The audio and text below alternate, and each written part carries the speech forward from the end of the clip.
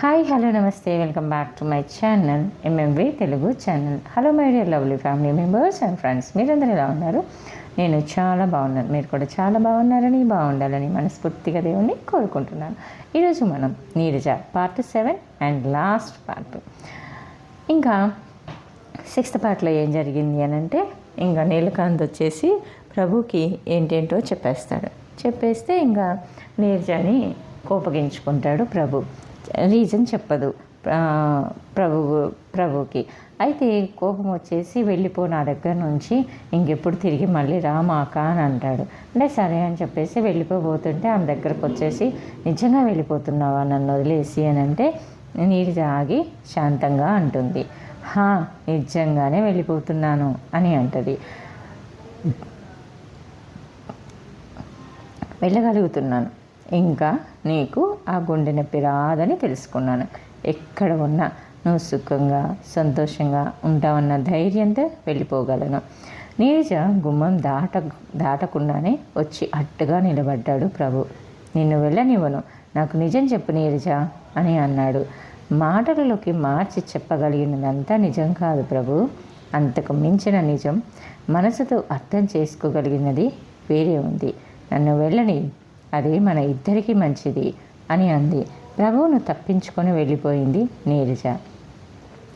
నీరజ తన దగ్గర ఉండిపోవటానికే వచ్చిందని తెలుసుకొని చాలా సంతోషించాడు రమణ్లాల్.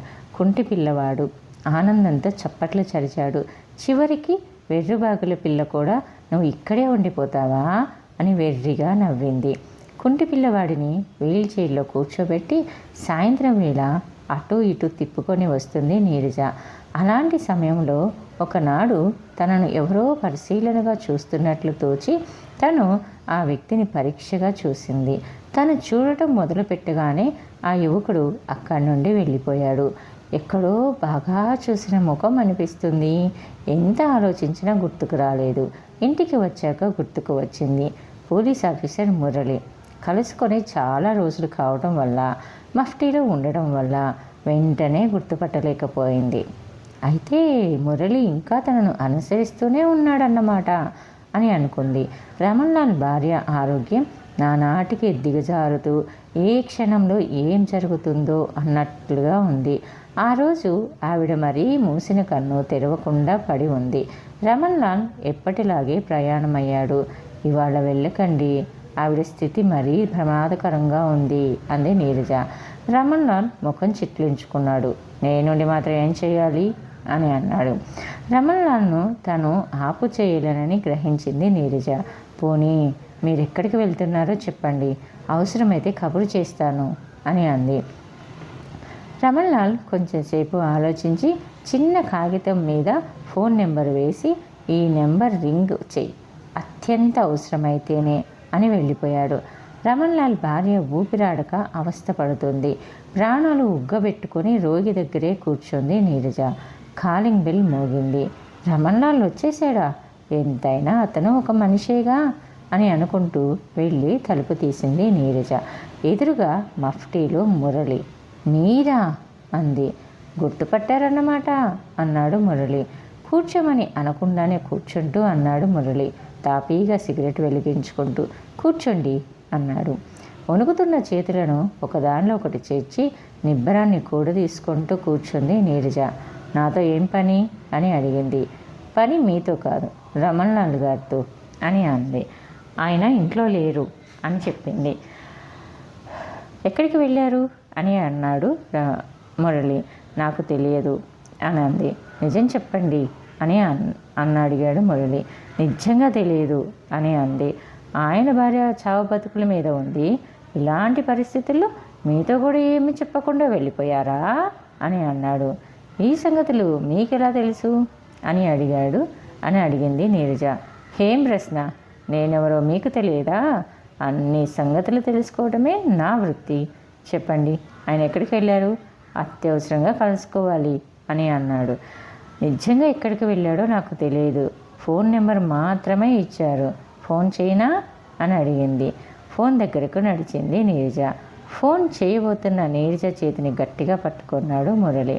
వద్దు, ఫోన్ చేయకండి, ఆ నెంబర్ ఇవ్వండి చాలు తన దగ్గరున్న ఫోన్ నెంబర్ మరో కాగితం మీద వేసి మురళికి ఇచ్చింది నీరజ. ఆ కాగితం జేబులో పెట్టుకొని చిరునవ్వుతో వెళ్ళిపోయాడు మురళి. కొన్ని క్షణాలు అయోమయంగా కూర్చుండిపోయింది నీరజ. రమణలాల్కు ఈ విషయం ఫోన్ చేయాలా వద్దా? తను అతని దగ్గర పనిచేస్తుంది, ఫోన్ చేయటమే తన కర్తవ్యం అనుకుంది. ఫోన్ చేయబోయింది. ఆర్డర్లో లేదు, అంతవరకు బాగానే ఉంది. అకస్మాత్తుగా ఎలా పాడైంది? మురళి డిస్కనెక్ట్ చేయించి ఉండాలి. ఎందుకు? ఏం జరగబోతుంది అని ఆలోచించింది. మరొక్క అరగంటకి రమణలాల్ భార్య కన్ను మూసింది.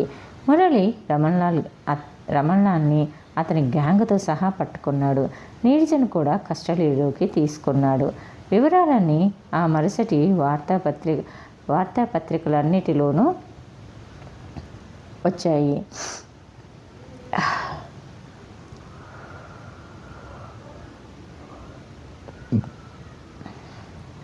నీరజ గ్యాంగ్ చేతుల్లో పడటము, ఏ అపాయం జరగకుండా తప్పించుకోవటము మురళికి విచిత్రంగా తోచింది. ఆ గ్యాంగులో ఎవరితోనైనా నీరజకు ఏదో ఒక విధమైన సంబంధం ఉండవచ్చునని అనుమానం తోచింది. అప్పటి నుండి నీరజను రహస్యంగా అనుసరిస్తూనే ఉన్నాడు. నీరజను తన గ్యాంగ్ వాళ్ళు ఎత్తుకుపోయిన సంగతి రమణలాల్కు తెలియదు. నీరజ విషయం పేపర్లో చూశాడు, కానీ అప్పుడే మర్చిపోయాడు. నీరజ వేషము పేరు కూడా మార్చుకోవడంతో అస్సలు అనుమానించలేదు. నీలకాంతకు తెలిసిన రమణలాల్కు చెప్పలేదు. చెప్పవలసిన అవసరం అతనికి తోచలేదు. నీరజను అనుసరించే మురళికి అప్రయత్నంగా రమణలాల్ రహస్యాలు తెలియటం మొదలుపెట్టాయి. చివరకు నీరజ ఇచ్చిన ఫోన్ నెంబర్ సహాయంతో అందరినీ పట్టుకోగలిగాడు. వార్తాపత్రికలన్నీ మురళిని ప్రశంసించాయి. గ్యాంగ్లు అందరి ఫోటోలు పేపర్లో వచ్చాయి. నీలకాంత్ని గ్యాంగ్లో చూసి జనం నిర్ఘాంతపోయారు. ఒక ప్రఖ్యాత పురుషుడి కొడుకు గ్యాంగ్లో వ్యక్తి. విచారణలో అన్ని విషయాలు బయటపడ్డాయి. నీలకాంత్ను కావాలని తన గ్యాంగ్లో చేర్చుకున్నాడు రమణలాల్. ఒక ప్రముఖ వ్యక్తి కొడుకు తమలో ఒకడు కావటం గ్యాంగ్కి రక్షణగా ఉంటుందని అనుకున్నాడు. రమణలాల్ ఆశించినట్లే నీలకాంత్ కారణంగానే గ్యాంగ్ మొత్తం 1-2 సార్లు ఆపదల నుంచి తప్పుకుంది. తర్వాత తండ్రి నీలకాంత్ని చాలా కఠినంగా మందలించాడు. కానీ నీలకాంత్ చెవిన పెట్టలేదు. చదువు సంధ్యలు అబ్బని అతనికి అతనికి ఆ జీవితం ఎంతో నచ్చింది. నీరజ తనను చెంప మీద కొట్టి అవమానించి వెళ్ళిపోగానే ఎలాగైనా నీరజ పైన ప్రతీకారం సాధించాలని నిశ్చయించుకున్నాడు. వల్లమాలిన కండకావరంతో నీలకాంత్ తన వాళ్లను పంపి పట్టపగలు నీరజను బలత్కారంగా తన దగ్గరకు రప్పించుకున్నాడు. నీరజ అదృష్టం కొద్దీ సరిగ్గా ఆ సమయానికి బాలు కూడా అక్కడికి వచ్చాడు. నిలువెల్ల వణికిపోతూ కన్నీళ్లతో నిస్సహాయంగా ఉన్న నీరజను చూశాడు. విషయం తెలుసుకున్నాడు బాలు. ఆ అమ్మాయిని వదిలేయండి అన్నాడు ఆజ్ఞాపిస్తున్నట్లుగా. వీల్లేదు అన్నాడు నీలకాంత్. గ్యాంగు ఒకరి ముఖాలు ఒకరు చూసుకున్నారు. నీలకాంత్ హోదాను బట్టి అతనంటే అందరికీ భయగౌరవాలు ఉన్నాయి. కానీ బాలు అంటే భక్తి, ప్రేమ, ఆరాధన ఉన్నాయి. ఎవరికి కాలులో ముళ్ళుగుచ్చుకున్నా ప్రాణాలుడ్డి తీసేవాడు బాలు. ఎవరు ఆపదలో చిక్కుకున్నా ఎంతకైనా సాహసించి విడిపించేవాడు బాలు. నా భేదం లేకుండా అందరినీ అన్ని వేళలా ఆదుకునేవాడు బాలు. ఆ కారణం చేత ఎవరు బాలు మాట కాదనరు. నీలకాంత్ విషయం అర్థం చేసుకున్నాడు. బాలు, జరిగిందేదో జరిగింది, ఈ విషయంలో నువ్వు కలిగించుకోకు అన్నాడు. ఒక అమాయకురాలి బతుకు నాశనం చేస్తానంటావా? నన్ను కల్పించుకోవద్దంటావా అని అన్నాడు బాలు. నేను ఆ అమ్మాయి బ్రతుకు నాశనం చేయను, పెళ్ళి చేసుకుంటాను అన్నాడు నీలకాంత్. ఉద్ధరించావు. ఆ అమ్మాయికి ఇష్టం లేకపోయినా పెళ్లి చేసుకోవడం ఆ బ్రతుకు మరింత నాశనం చేయటం కాదా? ఇదంతా జరగనివ్వను అన్నాడు బాలు. బాలు పట్టుదల నీలకాంత్కు తెలుసు. గ్యాంగ్లో అతనికి ఉన్న విలువ తెలుసు. అన్నిటిని మించి ఇది రమణలాల్కు తెలియకుండా జరిపించిన వ్యవహారం. ఒక్క విషయం ఆలోచించు. ఇప్పుడు నీరజకు మన రహస్యం తెలిసిపోయింది. మనం వదిలిపెడితే బండారం బయట పెట్టదు అని అన్నాడు. బాలు ఆలోచనలో పడ్డాడు. అవును, అది నిజమే అన్నాడు. బాలు వచ్చి తనను విడిపించమని అన్న దగ్గర నుంచి చచ్చిపోయిన ఆశలకు ఊపిరి పోసుకుంటున్న నీరజ ఈ మాటలతో హడలిపోయింది. లేదు లేదు, నేను మీ రహస్యాలేమీ బయట పెట్టను అంది దీనంగా. ఇంకేం నీలకాంత్, వాగ్దానం చేస్తుందిగా అన్నాడు బాలు. నాన్సెన్స్, ఇలాంటి వాగ్దానాలు నేను నమ్మను. ఇక్కడి నుండి బయటపడ్డాక ఈ వాగ్దానం నిలబెట్టుకుంటుందని నమ్మకం ఏమిటి అని అన్నాడు. మనం మనుషుల్ని నమ్మాలి నీలకాంత్ అని అన్నాడు బాలు. ఓహో, ఏం శ్రీరంగనీతులు, నీ నోట రావటం నేనే వినటం, భలే అన్నాడు నీలకాంత్. పోనీలే, నమ్మకు. అయినా ఈవిడ మన రహస్యం చెప్పదు. అలా చెబితే ఆ మరుక్షణం మళ్ళీ నువ్వు ఈవిడను తెప్పించుకోవచ్చు. అప్పుడు నేను అడ్డురాను అని అన్నాడు. తీరా చెప్పేశాక ఏం చేయగలం అని అన్నాడు నీలకాంత్. అమాయకంగా మాట్లాడకు. నీ మీద నేరం ఆరోపించి రుజువు చేయటం నీరజ లాంటి సామాన్యురాలికి సాధ్యం కాదు. ఈలోగా ఆవిడ బ్రతుకు సర్వనాశనం అయిపోతుంది. అంత తెలివి తక్కువగా ఆవిడ ప్రవర్తించదు. కానీ ఈలోగా ఈవిడ మీద నువ్వు ఏదైనా అత్యాచారం చేయడానికి సాహసిస్తే నన్ను మొదటిసారిగా హంతకుణ్ణి చేసిన ఘనత దక్కించుకుంటావు. జాగ్రత్త అన్నాడు బాలు. నీలకాంత్ రక్తం చల్లబడినట్లు అయింది. బాలు అన్నంత పని చేస్తాడని అతనికి తెలుసు. బాలు స్వయంగా నీరజను విడిపించి ఇంటికి పంపించాడు. నీలకాంత్ రహస్యం చచ్చినట్లు తనలోనే ఇముడ్చుకోవాల్సి వచ్చింది. నీరజ ఇది ఒక ఆయుధంగా ఉపయోగించుకుంటూ ఎప్పటికప్పుడే నీరజను చిత్రవధ చేయటానికి ప్రయత్నిస్తూనే ఉన్నాడు నీలకాంత్. బాలు మీద కూడా నీలకాంత్ పగబట్టాడు. కానీ బాలును అతను ఏమీ చేయలేడు. అటు రమణలాల్కు ఇటు గ్యాంగ్కు బాలు గుండెకాయ. సుశీలకు అతి ప్రయత్నం మీద గర్భం నిలిచింది, కానీ ఆరోగ్యం పాడైంది. అది వరలో ఆవిడ తిన్న మందులు, చేయించుకున్న 1-2 ఆపరేషన్లు ఆవిడ ఆరోగ్యాన్ని బాగా కృంగదీశాయి. ఒక మగపిల్లవాడిని కని మరణించింది. చివరి క్షణాలలో సుశీల దగ్గరే ఉన్నాడు బాలు. ఇది చివరికి నువ్వు సాధించింది అన్నాడు నిష్ఠూరంగా. ఏం, నా బ్రతుకులో నేను సాధించింది చాలా అమూల్యమైనదే. నా చివరి క్షణాల్లో నా కోసం కన్నీళ్లు కారుస్తూ నా అనేవాళ్ళు నా దగ్గర ఉన్నారు. ఏ వేశ్యకు పడుతుంది ఇలాంటి అదృష్టం? ఆ మాటకొస్తే ఎంతమంది గృహిణులు ఇలాంటి ప్రేమను అనుభవించగలరు? నాకు ఏ దిగులు, ఏ విచారము, ఎలాంటి పశ్చాత్తాపము లేదు. చాలా సంతృప్తిగా, సంతోషంగా ఉంది. బాబు గురించి కూడా నాకు దిగులు లేదు. వాడు మీ కొడుకు. మీ మంచితనం వాడిని కాపాడుతుంది అని అంది.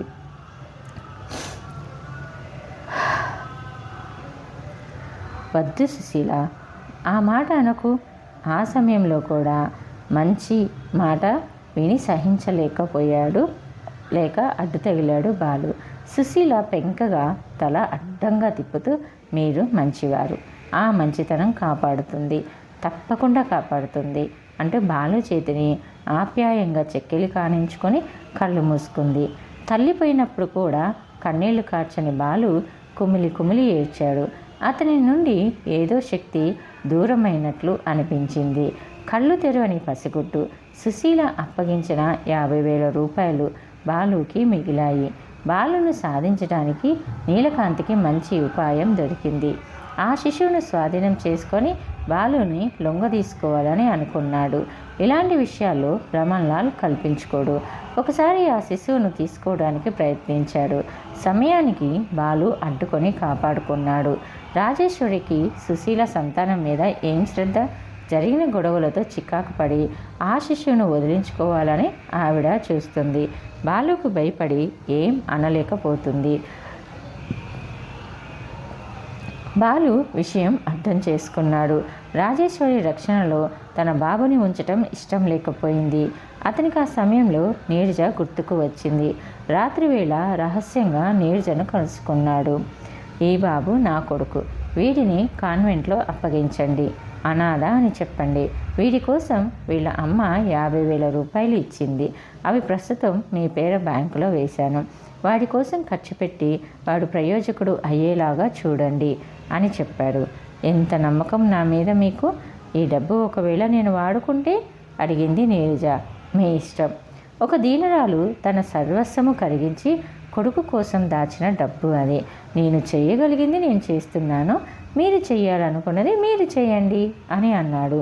బాలు తనకు చేసిన మహోపకారం నీరజ మరిచిపోలేదు. అతడు తనను అంత చిన్న సాయం కోరుతుంటే కాదనలేకపోయింది. ఆ రాత్రి వేళ అప్పటికప్పుడే బాలు కొడుకును కాన్వెంట్లో చేర్చింది. నీలకాంత్ బాలు ఏం చేశాడో తెలుసుకున్నాడు. బాలును నీరజను ఏ విధంగానూ సాధించలేక నీరజను అవమానించి పగ తీర్చుకున్నాడు.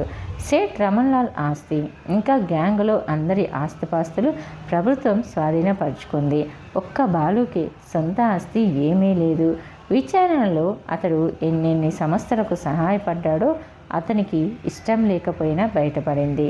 4 మూలల నుండి బాలు చాలా మంచివాడు, అతడిని వదిలిపెట్టండి అంటూ అభ్యర్థనలు కుప్పలు తెప్పలుగా వచ్చాయి. కానీ ఆ అభ్యర్థనలకు బాలుయే ఒప్పుకోలేదు. నేను చేసిన నేరాలకు ఇతరులకు చేసిన సహాయాలకు ఏ విధమైన సంబంధమూ లేదు. ఈ గ్యాంగ్తో మిగిలిన వాళ్ళతో పాటుగానే నాకు శిక్ష విధించండి అన్నాడు. జడ్జి ఆశ్చర్యంగా బాలును చూసి అప్రయత్నంగా నువ్వు మంచివాడివి అన్నాడు. బాలు కసిగా పిడికిలి గట్టిగా బిగించి డ్యామ్ అని కసిగా నీరజను విడుదల చేశారు. కోర్టు బయట తన కోసం ఎదురు చూస్తున్న లక్ష్మీదేవిని చూసి ఆశ్చర్యపోయింది నీరజ. ప్రభు కోసం చూసింది, కనబడలేదు. నేను నిర్దోషినని తెలిసి వచ్చావా అత్తయ్య అంది నిష్ఠూరంగా. లేదమ్మా, నువ్వు ఇక్కడ ఉంటావనే తెలిసి వచ్చాను. నువ్వు ఎక్కడ ఉంటావో నిన్ను ఎలాగ కలుసుకోవాలో తెలిస్తే ఎప్పుడో వచ్చేదానిని అని అంది. లక్ష్మీదేవి మాట్లాడే ధోరణికి నీరజ భయపడింది. ఏం జరిగింది అత్తయ్య అని అంది. నీకు పుణ్యం ఉంటుంది, వెంటనే రా, చేతులు జోడించి ప్రార్థిస్తున్నాను, నా ప్రభువును నాకు దక్కించు అని అంది. నీరజ ఇంకా ఏ ప్రశ్నలు వెయ్యలేదు. లక్ష్మీదేవితో బయలుదేరింది. అదిగో ఎప్పుడు ఆ గదిలో తలుపులు వేసుకొని కూర్చుంటాడు. అప్పు తీర్చాలని ఆఫీస్కు మాత్రం వెళ్తాడు. ఎవరితోనూ మాట్లాడడు, బాధపడుతూ అంది లక్ష్మీదేవి. నీరజ వెళ్ళి తలుపు తట్టింది. ఎవరు అన్నాడు ప్రభు తలుపు తీయకుండానే. నేను కంపిస్తున్న గొంతుకతో అంది నీరజ. వెంటనే తలుపులు తెరుచుకున్నాయి. కొద్ది రోజులలోనే గుర్తుపట్టరానంత మారిపోయిన ప్రభువుని చూసి నీరజ కళ్ళు చెమ్మగిల్లాయి. ఇద్దరు ఒకరినొకరు చూసుకుంటూ బొమ్మల్లా నిలబడిపోయారు. నిన్ను నా దగ్గర నుంచి పొమ్మన్నాను, మళ్ళీ ఎందుకు వచ్చావు అని అడిగాడు. ఇప్పటికీ నీ మనసులో నుంచి పొమ్మనలేకపోయావని తెలుసుకొని వచ్చాను అని అంది నీరజ. ఒక్క నిజం విని వెళ్ళిపో. నువ్వు శీలం పోగొట్టుకున్నావని నా బాధ కాదు, నా ఆరోగ్యం కోసం అనవసరంగా అంత త్యాగం ఎందుకు చెయ్యాలని అని అన్నాడు బాలు. ఒక్క నిజం చెప్పి వెళ్ళిపోతాను.